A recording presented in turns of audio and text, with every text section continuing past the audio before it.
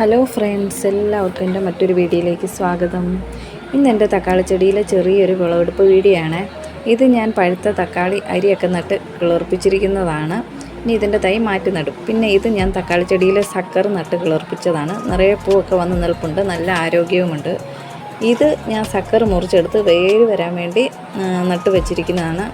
അപ്പോൾ ഇങ്ങനെയൊക്കെയാണ് ഞാൻ തക്കാളി ചെടിയുടെ തൈകൾ ഉൽപ്പാദിപ്പിക്കുന്നതും നടുന്നതും.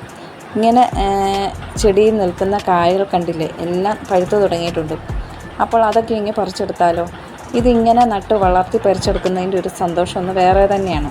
പല ചെടികളും വെയിറ്റ് താങ്ങാൻ മേലാതെ ഒരു സപ്പോർട്ട് കൊടുത്തിട്ടും താഴെ വീണ് കിടക്കുന്നത് കണ്ടോ. ഒരു കുലയിൽ തന്നെ ഒത്തിരി തക്കാളി വന്നതാണ് ഇതിന് കാരണം. എൻ്റെ കയ്യിൽ 3 ടൈപ്പ് തക്കാളിയുണ്ട്. എൻ്റെ തക്കാളിക്ക് കീടബാധയൊന്നും ഇല്ല എന്നുള്ളൊരു അഹങ്കാരം എനിക്കുണ്ടായിരുന്നു. പക്ഷേ ലാസ്റ്റ് ആയപ്പോൾ എനിക്ക് പണി കിട്ടി. 2-3 തൈകളൊക്കെ കായായി നിൽക്കുമ്പോൾ തന്നെ നഷ്ടപ്പെട്ടു പോയായിരുന്നു. പലതിനും വാട്ടരോഗം വന്നിട്ടുണ്ടായിരുന്നു. എങ്കിലും ഇത്രയൊക്കെ വിളവ് കിട്ടിയതിൽ ഒരു സന്തോഷവുമുണ്ട്.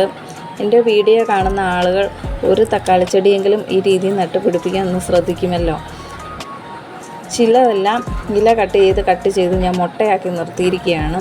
അത്രയെങ്കിലും ചെടിയുടെ വെയിറ്റ് കുറഞ്ഞ് കിട്ടുമല്ലോ എന്ന് കരുതിയാണ് ഇങ്ങനെ ചെയ്തിരിക്കുന്നത്. അപ്പോൾ എൻ്റെ വീഡിയോ കാണുന്ന കൂട്ടുകാരെല്ലാം ഒന്ന് ലൈക്ക് ചെയ്ത് സപ്പോർട്ട് ചെയ്യണേ.